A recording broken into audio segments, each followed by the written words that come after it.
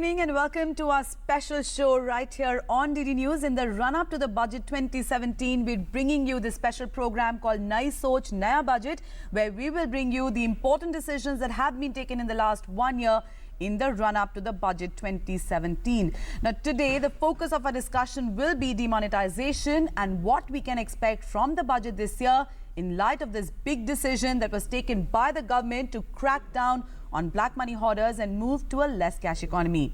More in the next 1 hour. I'm Priyanka Agarwal Chaudhary. With me is Ajay Mishra. बहुत शुक्रिया प्रियंका। और नई सोच नया बजट, काफ़ी कुछ नया होने जा रहा है इस साल का बजट। क्यों नया होने जा रहा है हम समझने की कोशिश करेंगे हमारे इस खास प्रोग्राम में। और डीमोनेटाइजेशन यानी विमुद्रीकरण के बाद ये पहला बजट होने जा रहा है और इसलिए भी ये काफ़ी कुछ नई चीज़ें लेकर के आएगा। क्या कुछ असर पड़ेगा विमुद्रीकरण का बजट के फाइन प्रिंट्स पर, बजट में क्या कुछ हमें देखने को मिल सकता है। हमारे साथ खास मेहमान होंगे इस कार्यक्रम में चर्चा के लिए और कुछ बड़े सवाल भी हैं जिनके हम जवाब ढूंढने की कोशिश करेंगे इस 1 घंटे के खास शो के दौरान। लेकिन आज की जो ताज़ा खबर यह है कि बीजेपी की जो राष्ट्रीय कार्यकारिणी है उसने भी विमुद्रीकरण पर कुछ बड़े फैसले, कुछ बड़े रेजोल्यूशंस लिए हैं, एक तरह से स्वीकार किया है। और आपको बताएं कि सरकार का समर्थन किया है बीजेपी की नेशनल एग्जीक्यूटिव ने, प्रधानमंत्री का समर्थन किया है और जनता का धन्यवाद दिया है कि विमुद्रीकरण जैसे बड़े मसले पर किस तरह से उन्होंने देश और सरकार का साथ दिया। आज जो वित्त मंत्री हैं अरुण जेटली, उन्होंने एक मसौदा पेश किया। उन्होंने कहा कि सरकार काले धन, भ्रष्टाचार और आतंकवाद के वित्त पोषण और नकली करेंसी के खिलाफ जो भी सरकार का फैसला है उसके साथ पूरा देश खड़ा है। और मसौदे में यह भी कहा गया कि विमुद्रीकरण का फैसला देश में आर्थिक समानता लाने, शासन की व्यवस्था में पारदर्शिता और समावेशी विकास को बढ़ावा देने की दिशा में अहम कदम है। आइए देखते हैं कि क्या कुछ निकला इस मसौदे में, उसके बाद इस चर्चा की शुरुआत करेंगे। वित्त मंत्री जी ने, अरुण जेटली जी ने आर्थिक प्रस्ताव पेश किया है। इस आर्थिक प्रस्ताव में वित्त मंत्री जी मुख्यतः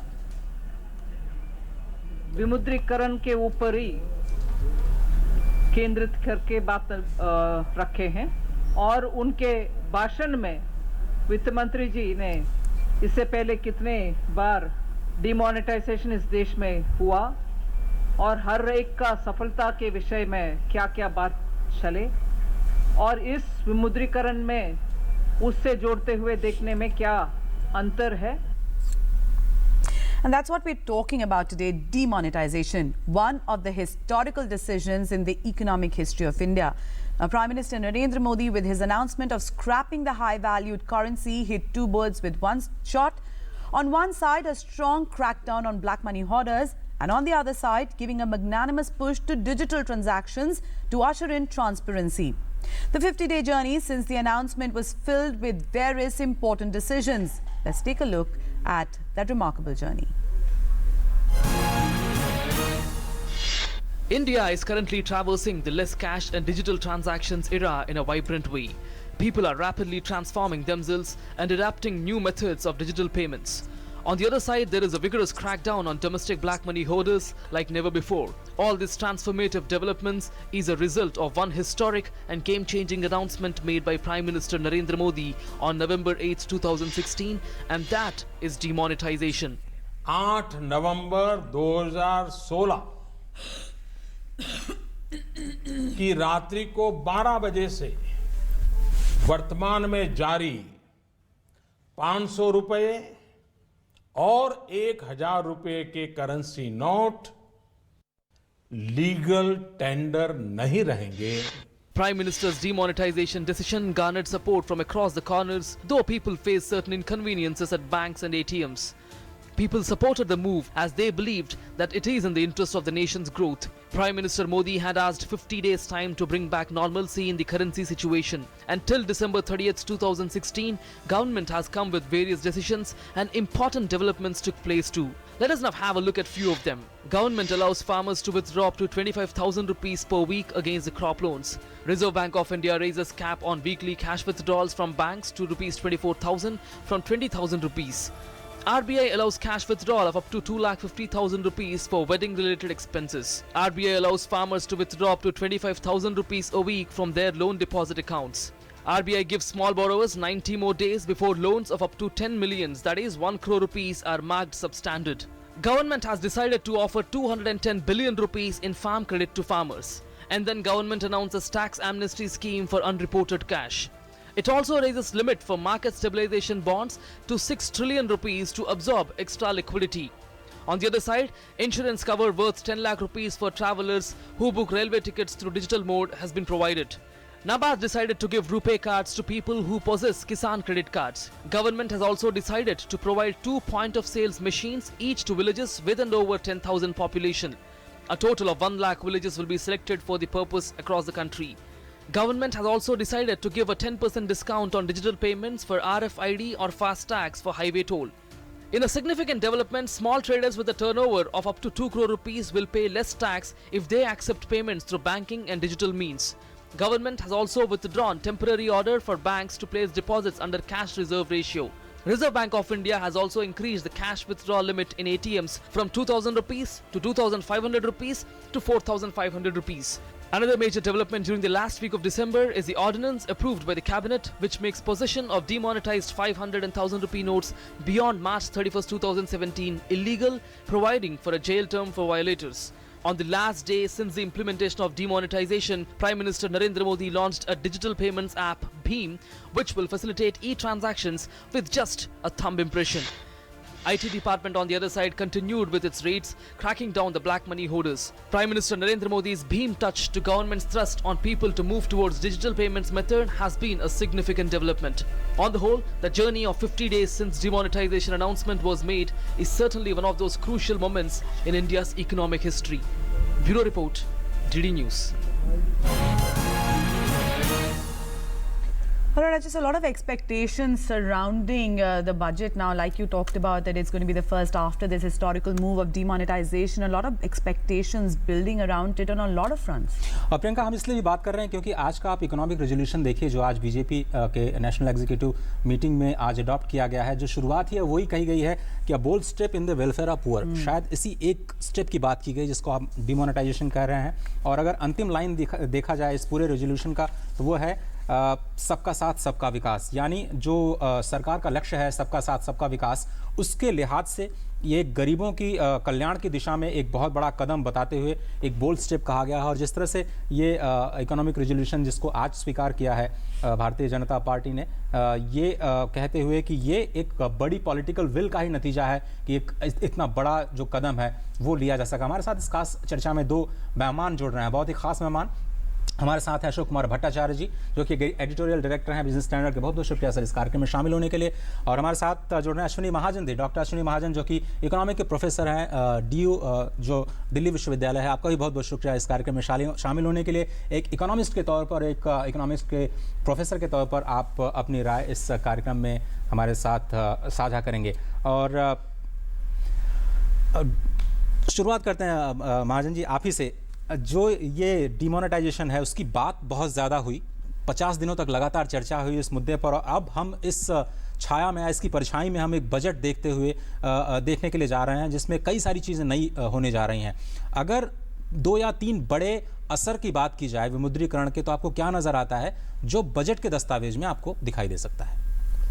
देखिए, कुल मिलाकर के ये जो विमुद्रीकरण का जो फैसला था वो फैसला शुरू से ही कहा गया और मैं इस बात से हमेशा से सहमत रहा और कई स्थानों पर कहा भी कि विमुद्रीकरण वास्तव में गरीबों के हित में एक कदम है। और शायद यही कारण था कि इसको आम जन ने मुश्किलें सहते हुए भी, लाइनों में लगते हुए भी बहुत सहर्ष उसको स्वीकार भी किया।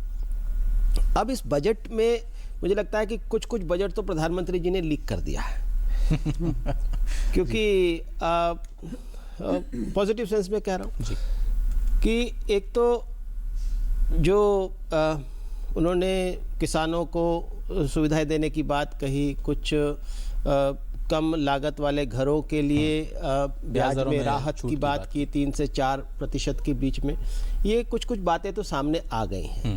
मुझे लगता है कि बजट में आगे आने वाले समय में एक तो महंगाई से जो राहत मिली है उसका कुछ असर बजट के साइज में पड़ सकता है। अच्छा, यानी अब हम ज़्यादा जिसको कहें कि हालांकि पिछली बार सरकार ने बहुत उससे सख्ती से जो घाटा जो है बजट राजकोषीय घाटे को घाटा बिल्कुल, है हाँ। उसको 3.5% तक रखने की बात की थी 2016-17 में।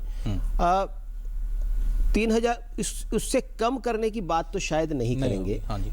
उससे बढ़ाने की बात हो सकती है, क्योंकि जब हम कुछ बड़ी बिग टिकट्स की बात कर रहे हैं, जब विमुद्रीकरण का एक फैसला, एक ऐसा फैसला था, एक बड़ा फैसला था, और उसमें जो अपेक्षाएं हैं, किसानों की भी अपेक्षाएं बढ़ी हैं, आम जन की भी अपेक्षाएं बढ़ी हैं, और सरकार की भी चाहत रहेगी कि जो शिक्षा, स्वास्थ्य और खासतौर पर इसके अलावा देश की बहुत ज़रूरतें हैं आज की समय में।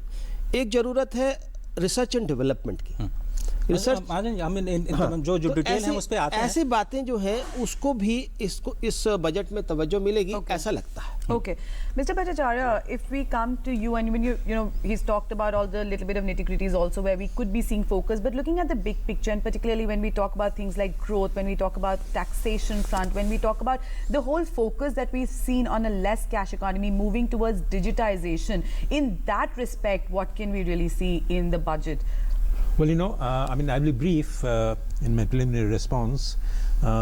Quickly, I'll just outline 5 key things that you are likely to see in this budget, and at least as an analyst, one would expect the budget to respond to. One, as you rightly pointed out, that this is the first budget after such a momentous decision called demonetization. So the budget will have to respond to the challenges that the economy is facing out of demonetization. So to what extent the steps that are being taken can be seen by way of remonetization or by way of taxation rationalization or maybe tax incentives, because demonetization did cause some hardships. So that is the first element. The second element, and which very often is forgotten, is what this budget will do in terms of numbers, because this is the first budget which is an early budget, and this early budget means that the numbers based on which this entire budget exercise will be done will not be complete. They're only till October. So therefore, you're going to see the first early budget in independent India's history, which will be based on numbers that ended in October. So it didn't take into account the numbers of the third quarter, didn't take into account the impact of demonetization on the economy. So that's number 2.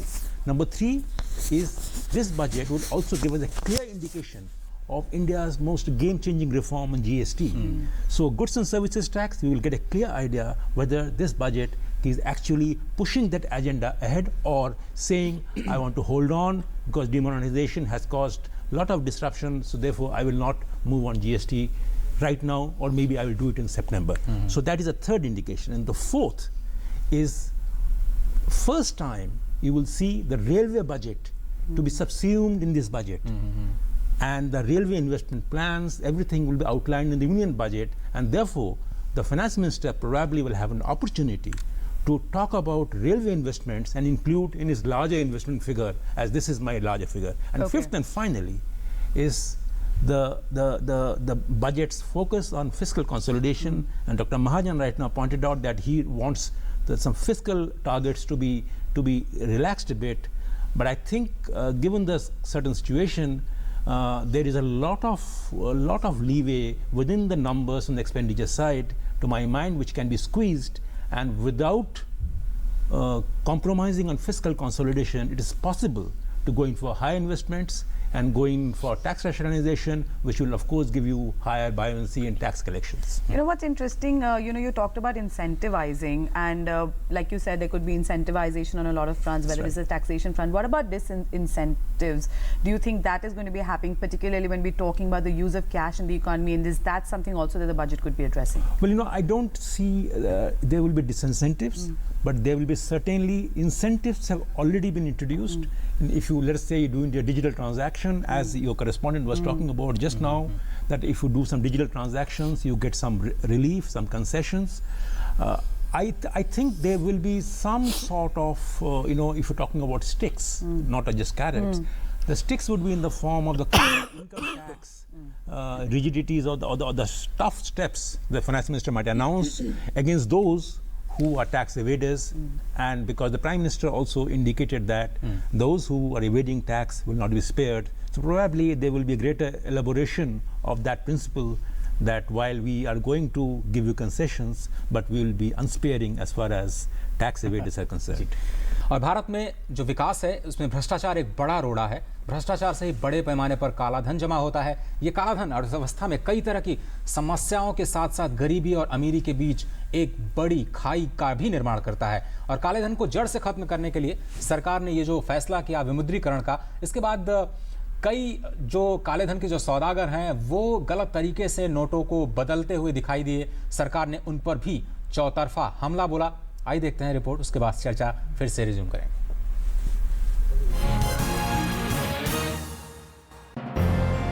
काले धन पर लगाम लगाने के लिए 8 नवंबर के बाद जैसे ही 500 और 1000 के नोट बंद हुए, काले धन के कारोबारियों पर जैसे वज्रपात ही हो गया।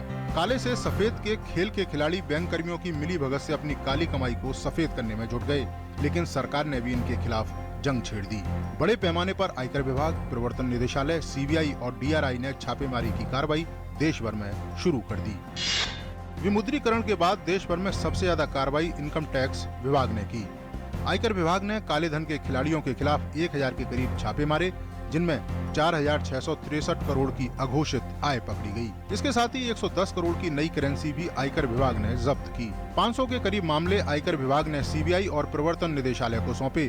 इसके साथ ही दिल्ली एनसीआर सहित कई बैंक आयकर विभाग के निशाने पर आए, जिनमें विमुद्रीकरण के बाद खाता खोलकर करोड़ों अरबों के खेल को खेलने की कोशिश की जा रही थी, जिस पर विभाग ने न केवल लगाम लगाई बल्कि ऐसे लोगों को चिन्हित भी किया।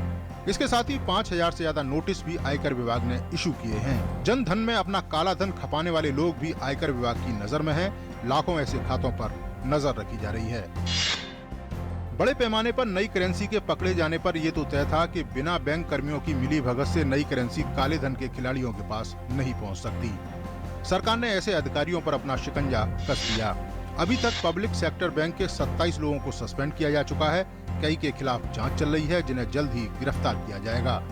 इसके साथ ही एक्सिस बैंक में भी बड़े पैमाने पर फर्जी खाता बनाकर करोड़ों अरबों के काले धन के खेल को खेला गया, जिसमें 24 से ज्यादा बैंक अधिकारी गिरफ्तार किए जा चुके हैं। कई ब्रांचों पर आयकर और ईडी की निगाह है। इसके अलावा कोटक महिंद्रा और एचडीएफसी की कई ब्रांचों की एजेंसियां जांच कर रही हैं।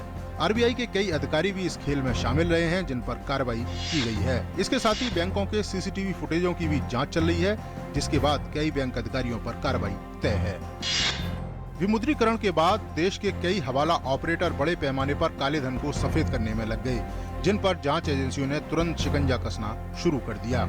शेखर रेड्डी की गिरफ्तारी के बाद कोलकाता के हवाला कारोबारी पारसमन लोढ़ा को गिरफ्तार किया गया। इसके बाद दिल्ली के ही एक वकील रोहित टंडन पर प्रवर्तन निदेशालय ने शिकंजा कस दिया। इसके साथ ही सूरत के चाय वाले की संपत्ति ने भी जांच एजेंसियों को चौंका दिया। ये सभी काले से सफेद के बड़े खिलाड़ी हैं, जो आज कानून के सामने हाथ बांधकर खड़े हैं। इनसे मिली जानकारी के बाद कुछ और बड़े नाम जल्द ही सामने आएंगे। इसके साथ ही कई नेता भी इस खेल में लगे हुए थे, जिन पर विभाग जल्द ही कार्रवाई करेगा। सीबीआई ने भी देश भर में काले धन के खिलाफ जंग छेड़ दी है। विमुद्रीकरण के बाद से अभी तक सीबीआई ने करीब 32 केस दर्ज किए हैं, जिनमें आरबीआई के अधिकारी, बैंक के कर्मचारी और डाक विभाग के लोग शामिल हैं। इन केसों में करीब 200 करोड़ की संपत्ति शामिल है, जिसकी जांच सीबीआई कर रही है। कई और मामले हैं, जिनमें जल्द ही गिरफ्तारियां होंगी। डीआरआई यानी डायरेक्टरेट ऑफ रेवेन्यू इंटेलिजेंस की टीम ने भी बड़े पैमाने पर सोना और नकदी जब्त की है। डीआरआई ने अभी तक 70 किलो के करीब सोना जब्त किया है, जबकि 15 करोड़ से ज्यादा की करेंसी जब्त की है। इसके साथ ही बड़े पैमाने पर एयरपोर्टों से विदेशी करेंसी भी जब्त की गई है। नोएडा और दिल्ली में स्थित कई ज्वेलर्स के खिलाफ डीआरआई ने अपना शिकंजा कस दिया है। अभी तक 40 के करीब केस डीआरआई ने दर्ज किए हैं। काले धन के खिलाफ ये वो मामले हैं जो जनता के सामने आ रहे हैं, लेकिन देश भर में कुछ बिल्डर, इसके अलावा टूर एंड ट्रैवलर्स, ज्वेलर्स और करंट अकाउंट को रखने वाले लोगों पर जांच एजेंसियों की पैनी नज़र है। काले धन को लेकर सरकार की मंशा साफ है कि काले धन के खिलाफ लड़ाई पूरे जज्बे के साथ लड़ी जाएगी, और ये लड़ाई तब तक जारी रहेगी जब तक देश से काले धन की जड़ को पूरी तरह से ख़त्म ना कर लिया जाए। कैमरामैन आनंद प्रकाश के साथ Neeraj Singh, DD news, Delhi. All right, so in that report, we just saw the kind of action that has been taken against black money and those hoarders, and people's participation has also led to a lot of crackdowns that have taken place in the last so many days, particularly since the announcement of the demonetization. Let's continue with the discussion and see what the budget could be holding as long as taking that process forward is concerned. Mr. Bhattacharya, looking at a detailed report and the kind of focus that we've seen of the government when it comes to the crackdown on black money hoarders, but talking about the banking system and the kind of strengthening that it needs, because we've seen other problems that have plagued the whole banking system as such in India. On that front, what could be the expectations? Well, from the budget? I cannot probably read the finance minister's mind, but what I can indicate from what the government's thinking has been in the last couple of months is probably this budget might just throw some fresh light on the government's action plan on how it wants to deal with the real estate sector. Okay. Because that is also part of its black money agenda. It is well known that in India the real estate sector is generating a lot of black money. A lot of deals are taking place in cash. There are ways to tackle this menace. For example, the stamp duty, which is fairly high at 4 to 5% in many states, and this is belonging to the area of the states. So probably the union budget might just lay out a roadmap that this should be the stamp duty structure for the real estate sector, so that the real estate people don't unnecessarily suppress their actual value of transaction. That's number one. Number two, I think the budget will have to outline its government's action plan on the Benami ownership issue. There's a law. There is some clarity needed on the kind of notifications that will have to enforce that law. It's a very, very difficult challenge. How do you establish a Benami ownership when the land records are so poor in this country? So there is, the government's initiative on digitization probably has to be moved at a bigger pace even in the land sector, because the land records will have to be digitized in every state so that the Benami ownership can actually, the law which is there, can be enforced. And number three, which is the final point I would like to make, is on how the GST can actually play a big role in bringing a lot of small businesses, small traders, informal system into the formal economy. So I would imagine that if the budget can lay down a roadmap on all these areas, probably the demonetization exercise which happened with the intention of tackling black money, that agenda will be fulfilled further. लेकिन ये बहुत तय बात है कि जो budget भाषण होगा उसमें एक हिस्सा या जो पैरा होगा या एक पैरे से ज़्यादा मेरे ख्याल से काले धन के ऊपर वित्त मंत्री ज़रूर देंगे, क्योंकि जिस तरह से ये इकोनॉमिक रेजोल्यूशन 6 पेज का जो दस्तावेज आज स्वीकार किया गया है, जिसमें कि ज़्यादातर जो बात है वो डिमोनेटाइजेशन को ही लेकर के की गई है, सरकार की भी तारीफ़ की गई है, प्रधानमंत्री की जो अगुवाई है उनके नेतृत्व की भी तारीफ़ की गई है। अश्विनी महाजन जी, सरकार ये तो चाहेगी कि जो काले धन के खिलाफ उसकी लड़ाई है 2004 से जो शुरू हुई है उसको और भी मजबूत बनाया जाए, और भी पुख्ता बनाया जाए, और भी अभेद्य बनाया जाए, जिससे कि जो वाकई काले धन की समस्या कैश में जो थी उसको वापस लाने में जो सरकार सफल हुई है उसको फिर से विफल ना होने दिया जाए, वो वापस ना ब्लैक मनी बन पाए। उसके लिए क्या कुछ कदम उठाए जा सकते हैं in terms of simplification of laws, जो भी आपके पावर्स हैं, इसके डिस्क्रिशनरी पावर्स, क्या मतलब जो सिस्टमिक चेंजेस हैं वो क्या कुछ दिखाई दे सकते हैं बजट के जरिए? मुझे लगता है कि काफ़ी हद तक राज्यों के सहयोग पर भी ये बात निर्भर करेगी कि जो बेनामी संपत्ति की बात है, उसके डिजिटाइजेशन की बात है, प्रॉपर्टी की डिजिटाइजेशन की बात है, वो डिजिटाइजेशन संभव नहीं है जब तक राज्य सरकारों से सहयोग न मिले। अभी तक ये विमुद्रीकरण से पहले के कार्यकाल को देखें सरकार के, तो काले धन पर सरकार की जो चोट थी वो असफल सा प्रयास दिखाई दे रहा था। जितने भी इससे पूर्व में 2 बार काले धन को घोषित करने की योजनाएं भी आई, वो भी बहुत सफल नहीं थी। यह एक साहसिक कदम था जिसमें सरकार ने एक बड़ा फैसला लिया, 85 0.5% एकदम से जो cash है करेंसी इसको को बाहर कर दिया।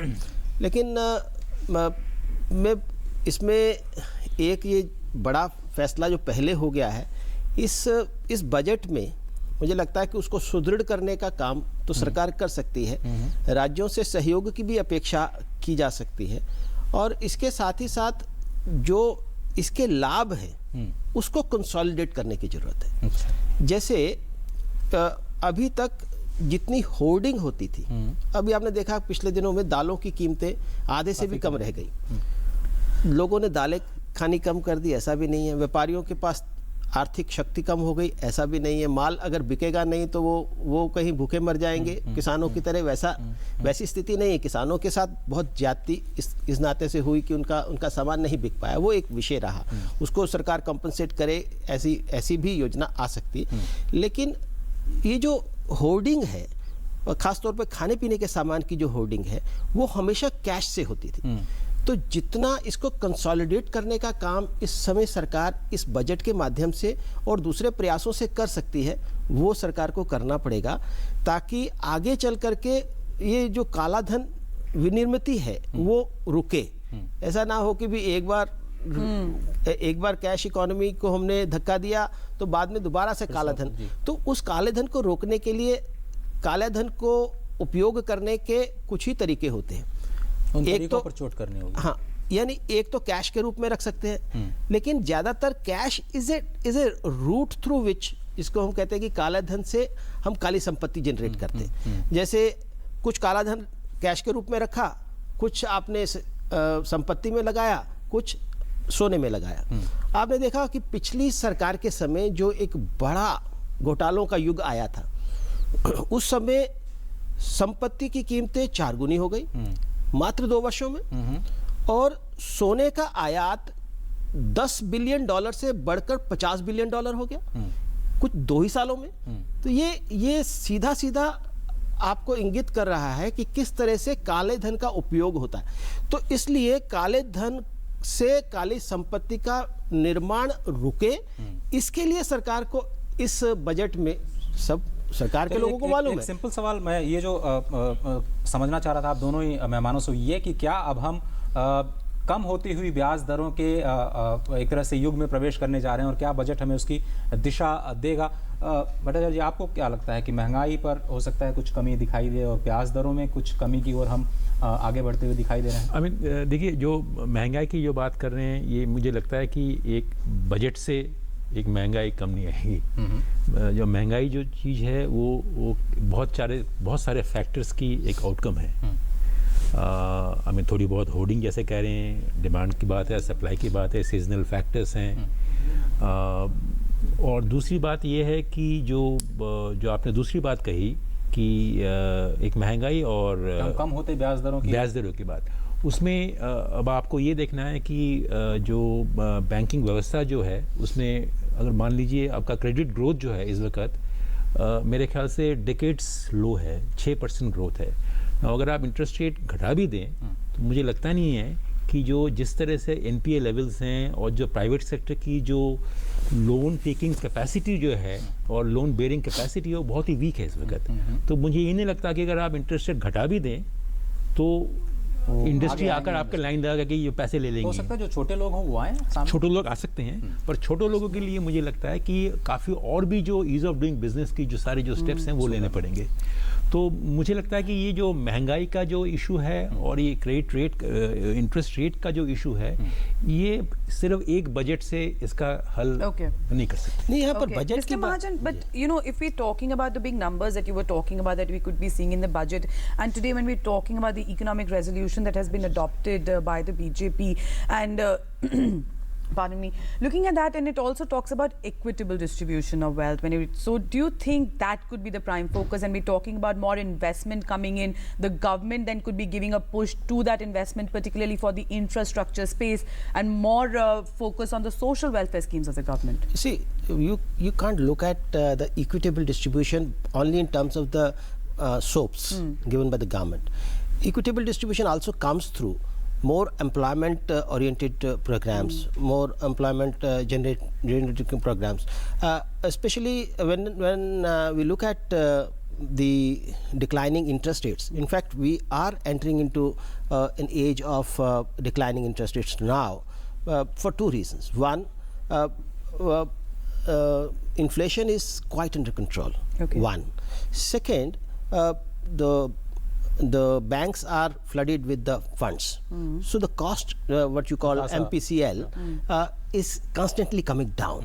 As a result of that, that's true because our credit growth is low.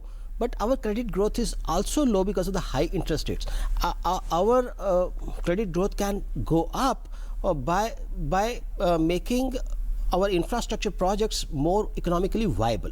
So many infrastructure projects are stranded somewhere for the simple reason. Why during Atal Bihari Vajpayee's regime, infrastructure project got a big boost?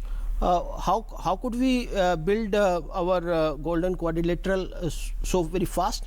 That the reason was our rate of interest was low because ultimately when you are building roads, you are going to collect tolls. When you are collecting tolls, obviously you can't collect tolls of 500 rupees. You have seen the Yamuna Expressway. You see, you can't.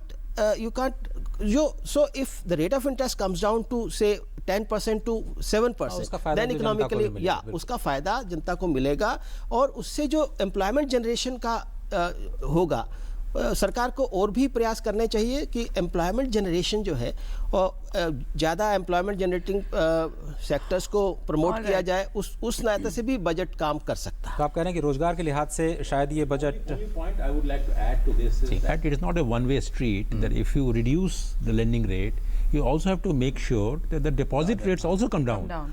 So I think that the government is in a mindset where it will not like to see the deposit rates coming down. On the contrary, the Prime Minister has assured the nation that the interest rate, the deposit rates will go up for the elder citizens. So I personally feel that it's going to be a very, very tricky challenge, and this challenge will have to be resolved in the marketplace, not through any directed lending diktats either by the government or by any authority. It has सरकार तो ये नहीं चाहेगी कि ब्याज दरों पर असर ज़्यादा हो, मतलब फिस्कल कंसोलिडेशन या फिर सरकार जो उधार लेती है आरबीआई से वो तो कम से कम ज़्यादा नहीं होगा. Absolutely. So my question is, the government must reduce its own borrowing. The government must not unnecessarily go in for a wasteful expenditure and reduce its own borrowing and leave it to the marketplace to decide what should be the interest rate. Okay, we're going to talk a little more about that in just a bit. First, we're going to thank Professor Mahajan for joining us here on this show today. Thank you, sir, for joining us and sharing your insights with us. Very quickly, we're going to slip into a quick break here. When we come back, we'll continue this discussion. You keep watching our special program, Nai Soch Naya Budget. Go cashless. पाइए अपनी नई policy पे 10% तक का discount customer portal पे from the new India assurance company limited, Bharat की प्रमुख बहुराष्ट्रीय साधारण बीमा कंपनी. भारतीय कस्टम्स, हमारा उद्देश्य देश की प्रगति में भागीदारी, हमारा लक्ष्य विकास हेतु उत्पादकों से विश्वास भरी साझेदारी, उठाए गए कदम, उदार नीतियां, सरल प्रक्रियाएं और सुगम व्यापार. और इस दिशा में हमने कई पहले की हैं, जैसे कि स्विफ्ट, आयात की सुविधा के लिए एक सिंगल विंडो इंटरफेस, आयात निर्यात से जुड़ी विभिन्न एजेंसियों के साथ आईटी के प्रयोग से कागजी कार्यवाही व अधिकारियों से इंटरफेस में कमी, विश्व भर में भारतीय उत्पादकों के तेज क्लियरेंस के लिए एईओ कार्यक्रम, डायरेक्ट पोर्ट डिलीवरी और डायरेक्ट पोर्ट एंट्री से समय और धन की बचत, योग्य आयातकों के लिए स्थगित ड्यूटी भुगतान का प्रावधान, उत्पादकों की सुविधा है भारतीय सीमा शुल्क का उद्देश्य. प्रधानमंत्री जीवन ज्योति बीमा योजना. इस योजना के तहत सिर्फ ₹1 प्रतिदिन जमा. एक्ट 2005 के अनुसार महिलाओं पर शारीरिक और मानसिक उत्पीड़न कानूनी अपराध है.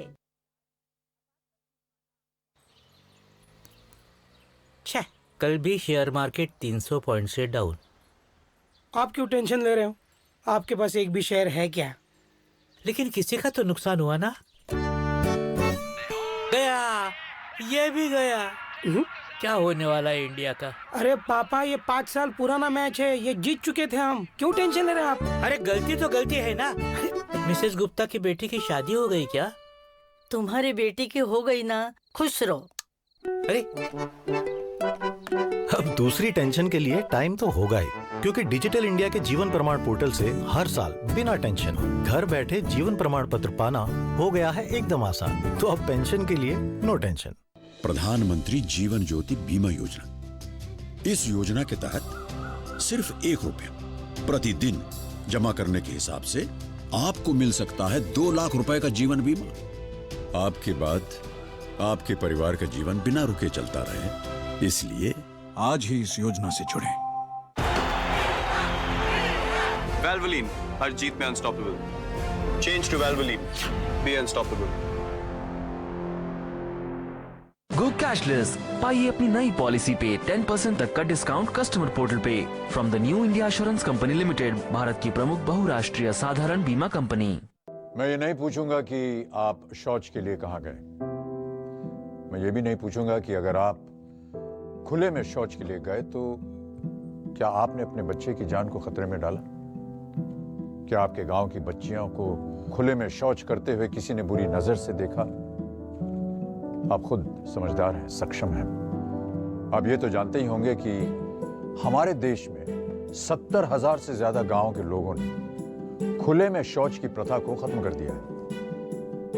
गांव के बच्चे, महिला, पुरुष सब इस लक्ष्य में जुटे।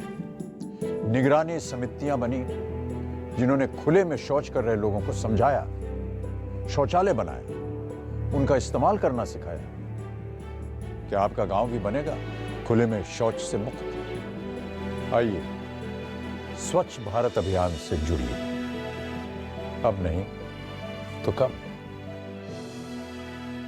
छुट्टे नहीं है, टॉफी देता हूँ। ये ले बेटा। ए बच्चा, ये टॉफी इसको वापस दे दे। 1 रुपया छुट्टा दीजिए। इसे रखिए, ये 1 रुपया बड़े काम की चीज है। प्रधानमंत्री सुरक्षा बीमा योजना है। इसमें हर महीने अगर आप केवल 1 रुपए के हिसाब से यानी सालाना 12 रुपए भरते रहें तो भगवान न करे कभी आपके साथ दुर्घटना हो जाए, आप विकलांग हो जाए, कोई अनहोनी हो जाए, तो आपको और आपके परिवार को इस बीमा योजना के तहत 2 लाख रुपए धनराशि मिल सकती है। तो आज ही इस योजना से जुड़ें।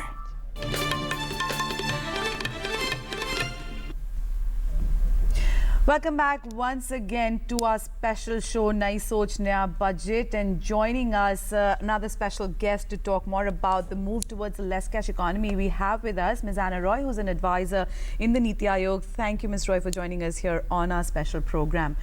And you know, we've been talking about this whole demonetization, the kind of focus that the government has here, particularly this digitization that we're talking about, moving towards a less cash economy. We've seen the kind of steps that have been taken in the past, whether it was those digital melas that have been organized across the country, etc.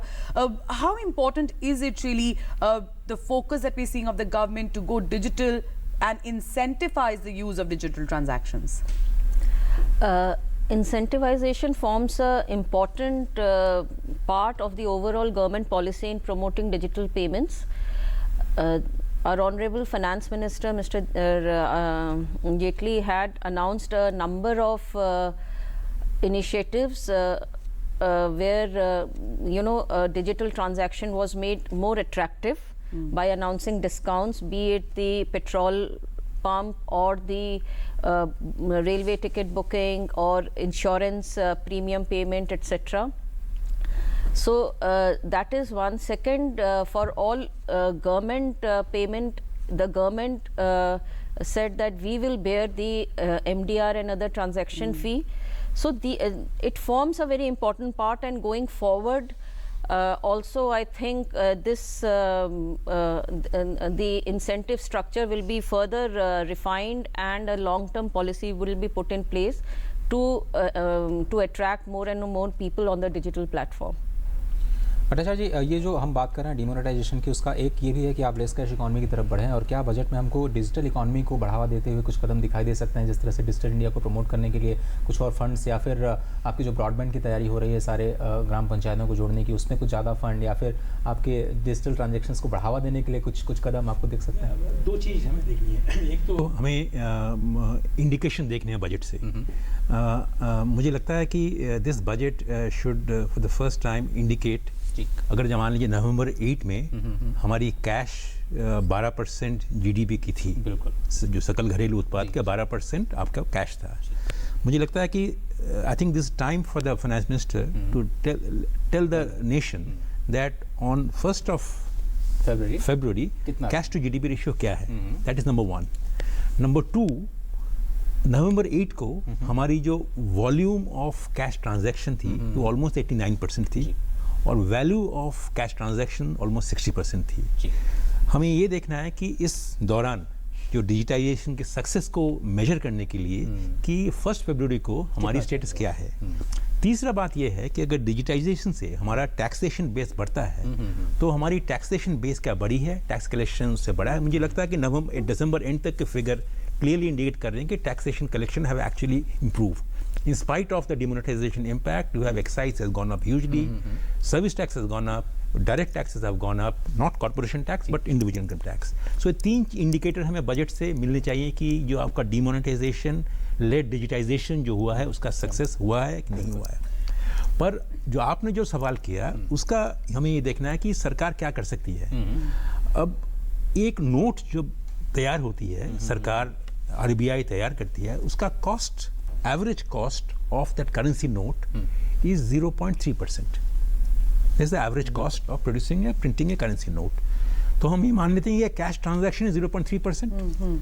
Now in a credit card transaction, the cost that is borne by the merchant is 2%. And even in the case of the wallet companies, it is even now in some cases it is 0.2%.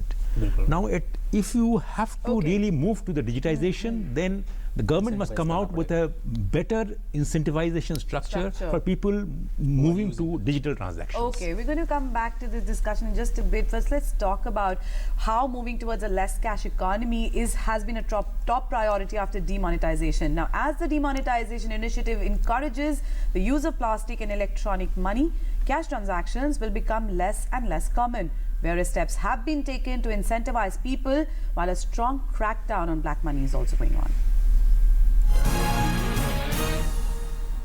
The exercise of demonetization was undertaken keeping in mind many objectives. While it was a masterstroke in fighting against black money and corrupt practices, another achievement of the decision was a marked change in the way country does its payments or transactions. One of the biggest impact of demonetization is nothing less than a revolution of less cash India. More and more people have moved towards paying their daily needs through digital means like credit, debit cards, e-wallets, USSD, etc. And the government on its part is doing its best to promote digital transactions. On 25th of December, it announced 2 schemes. The Lucky Grahak Yojana for retail consumers and the Digi Dhan Vyapar Yojana for small traders in a bid to boost digital payments. Both the schemes have been launched to encourage people to adopt a digital payments method. Digidhan Melas have been organized across the country to popularize the new payment schemes among the masses in all corners of the country. Even Prime Minister Narendra Modi participated in Delhi's Digidhan Mela, where he launched Bheem app. The app has already been downloaded many times. आज जो app और आने वाले दिनों में देखना कि सारा कारोबार जैसे हम पहले नोट या सिक्कों से करते थे, वो दिन दूर नहीं होगा जब इस सारा कारोबार इस भीम ऐप के द्वारा चलने वाला है. And statistics speaks for themselves. RuPay card saw a more than 400% increase in transactions and the value stood at 282 crore rupees per day as of 26th of December. E-wallet saw a massive jump in the subscriber base. Number of transactions grew by over 200% by 26th of December and the value stood at 293 crore rupees per day. UPI saw transactions increase by about 2000% and the value stood at 35 crore rupees per day as of 26th of December. Use of USSD as a medium of cashless transactions saw maximum rise with a growth rate of over 4000% and the value of transactions increased by a whopping over 5000%. POS machines have also saw a substantial increase in both number of transactions and the value. जिस तरह से संकेत आ रहे हैं, अधिक लोग आएंगे, digital payment करेंगे, टैक्स का बेस बढ़ेगा और वो सारे पैसे गरीबों के लिए और देश के विकास के लिए किए जाएंगे. And there is no looking back. Soon there will be a new potent interface, a new device, Aadhaar Pay. This biometric device will be linked with Aadhaar and expected to revolutionize the digital payments process. The dawn of 2017 will see the country marching progressively towards more and more digital payments options, as India will see less of cash and more of convenience in the way it does business. Digital payments is an integral part of government's overall strategy to weed out corruption and also hit hard the black economy. Cashless transactions will strengthen the overall economy and keep a tab on corrupt practices. Every penny will be uncountable and money will have an identity. With camera person Praveen Johar, Siddhant Sibal, DD News, New Delhi. और जब सरकार जनता के हित में कोई कदम उठाती है तो देश कैसे सरकार के साथ खड़ा नजर आता है, इसका उदाहरण विमुद्रीकरण के फैसले के तौर पर साफ देखा जा सकता है। लोगों ने इस फैसले से हुई दिक्कत के बावजूद भी सरकार की सराहना की। लोगों को उम्मीद है कि देश से कालाधन की समस्या खत्म होगी। इसके लिए उन्हें थोड़ी सी कीमत चुकानी पड़े, उसके लिए वो तैयार है। 8 नवंबर को कालेधन और भ्रष्टाचार के खिलाफ लड़ाई को आगे बढ़ाते हुए प्रधानमंत्री ने 500 और 1000 के नोटों को बंद करने का ऐलान किया। इस कदम से जाली नोटों और आतंकवादियों के फंडिंग पर रोक लगाने में मदद मिली। 1000 और 500 के नोट बंद होने के बाद देश के लोगों को भले ही कुछ समस्याएं हो रही हो, लेकिन इसके बावजूद लोग खुलकर इसका जोरदार समर्थन कर रहे हैं। पीएम के वादे के मुताबिक बैंक और एटीएम की लाइन कम हुई है और कैश की कमी भी काफी हद तक दूर हो गई है। सबसे पहले आइए बात करते हैं राजधानी दिल्ली की, जहां लोग सरकार के फैसले के साथ हैं। पहले से तो बहुत ही कम है और कोई ऐसी दिक्कत है नहीं। अगर हम यंगस्टर सपोर्ट नहीं करेंगे तो कौन करेगा फिर? लाइन तो सर बिल्कुल पहले से कम हुई है। अभी आप देख ही रहे हैं 4-5 बंदे ही लाइन में हैं, तो ज़्यादा अब कोई दिक्कत आ नहीं रही है लोगों को। बहुत आसानी से मिल रहा है, कोई प्रॉब्लम नहीं हो रही है। घर बन रहा था, जब भी आए हमें कोई दिक्कत नहीं हुआ है, आराम से पैसे मिला है, अभी भी मिल रहा है। अब तो कोई भीड़ नहीं है। इस देश का बहुत बड़ा विकास होगा, देश का विकास होगा, हॉस्पिटल, स्कूल, रोड बनेगा, जिससे देश की प्रगति होगी। वहीं उत्तर प्रदेश के लोग भी कालेधन के खिलाफ पीएम के फैसले के साथ हैं। लोगों का मानना है कि कालेधन के खिलाफ जंग में ये फैसला बेहद अहम है। पूरा राज्य अब डिजिटल ट्रांजैक्शन के मोड पर है। राज्य के करीब 75% पेट्रोल पंप पूरी तरह से डिजिटल ट्रांजैक्शन के मोड में आ गए हैं। देखिए, ये योजना सरकार की बहुत अच्छी है और डिजिटल पेमेंट करने से सबको काला बाजार इसका रुक लगेगा और 0.7% यानी 1 लाख रुपया तक अगर कोई ट्रांजैक्शन करता है तब 750 तक छूट मिलेगी। तो बहुत अच्छी योजना है सरकार की। काफ़ी हद तक तो सुधार है, ऐसा कहा जा सकता है, क्योंकि देख सकते हैं एटीएम में भी लाइन क्या आप कहेंगे कि लाइन है ही नहीं। विमुद्रीकरण का 1 महीना पूरे होने के बाद बिहार में भी लेस कैश व्यवस्था मजबूत होती जा रही है। शुरुआत में जहां एटीएम मशीनों, बैंकों और डाकघरों में लोगों की भीड़ देखी जाती थी, अब हालात बदल चुके हैं। आसानी से एटीएम से पैसे मिल रहे हैं और बैंकों में लेन देन हो रहा है। लोग अब लेस कैश अर्थव्यवस्था की ओर बढ़ रहे हैं। चाहे दुकानदार हो या छात्र या आम आदमी, हर कोई इस ओर अग्रसर हो रहा है। हमारे यहाँ सारे तरीके के कार्ड्स एक्सेप्टेड है और पेटीएम से भी हमारे यहाँ पेमेंट कर सकते हैं। सर, डिजिटल लाइन एक बहुत अच्छी लाइन है, ये एक सेफ एंड सिक्योर है। विमुद्रीकरण के 50 दिन पूरे होने पर देश कैश से लेस कैश की तरफ तेजी से बढ़ रहा है। बैंकों और एटीएम में लाइनें बेहद कम हो गई हैं। पुराने 1000 और 500 के नोट जमा करने की मियाद भी खत्म हो गई है। हालात सामान्य हो गए हैं और बैंकों में पर्याप्त नकदी है। सरकार की कालाधन और भ्रष्टाचार के खिलाफ चलाई गई मुहिम के तमाम फायदे भी नजर आ रहे हैं। बड़े मूल्य के पुराने नोटों को बंद करते समय आशंका जताई जा रही थी कि इसका प्रतिकूल प्रभाव होगा, लेकिन ऐसा कुछ भी नहीं हुआ। विमुद्रीकरण के फैसले के बाद देश के लोगों ने कैश को लेकर दिक्कतों से निपटने के लिए भुगतान के लिए डिजिटल माध्यमों का विकल्प चुना। अपने मोबाइल को ही अपना बटुआ बनाकर जनता ने रोजमर्रा की जरूरत का हर काम अपने मोबाइल के जरिए करने की कोशिश की। फिर बात मोबाइल के बिल की हो या फिर घर में लगे डीटीएच कनेक्शन की पेमेंट की। 50 दिन के वादे की मियाद खत्म होने के बाद प्रधानमंत्री नरेंद्र मोदी ने नए साल की पूर्व संध्या पर देश को संबोधित किया। साथ ही लोगों को इस अभियान के समर्थन के लिए धन्यवाद भी दिया। सरकार के कदमों से साफ है कि उसका इरादा कालेधन को खत्म करने के बाद देश को लेस कैश अर्थव्यवस्था की तरफ बढ़ाना है, ताकि इस समस्या को हमेशा के लिए खत्म कर दिया जाए और एक पारदर्शी और ईमानदार व्यवस्था स्थापित की जा सके। Bureau report, DD news.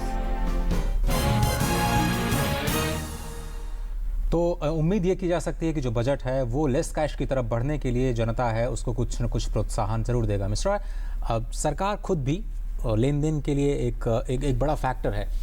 Less cash की तरफ देश तो जाना चाह रहा है, लेकिन सरकार अपने स्तर पर कितना तैयार है डिजिटल पेमेंट्स को अडॉप्ट करने के लिए, और जो सरकारी मशीनरी है वो कितनी तैयार है आपकी तरफ से?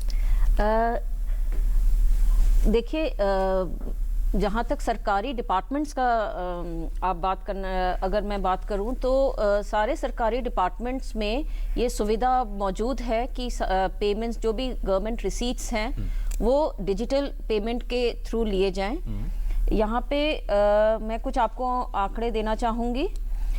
ये जो पेगव इंडिया का पोर्टल है, इसमें अभी तक 74 डिपार्टमेंट्स और एजेंसीज इस पोर्टल में लाइव हैं, और अभी तक इसमें 3,894 करोड़ के ट्रांजैक्शंस हुए हैं वैल्यू, और number of transactions is around 183 lakh. ये कब के फिगर है, मतलब कब से कब तक के फिगर है? ये एज ऑन डेट है, कब से कब तक का वो मैं नहीं बता पाऊंगी, वो अभी अवेलेबल नहीं है, लेकिन एज ऑन डेट ये है पेगव इंडिया के पोर्टल का।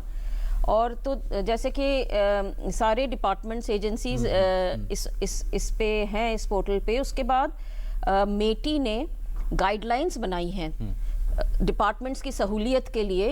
ये गाइडलाइंस मेटी के वेबसाइट में है कि डिपार्टमेंट्स को क्या करना है to come on to go digital. तो सारे डिपार्टमेंट्स उन गाइडलाइंस को अडॉप्ट करके अपना सारा सहूलियत प्रदान कर रहे हैं लोगों को।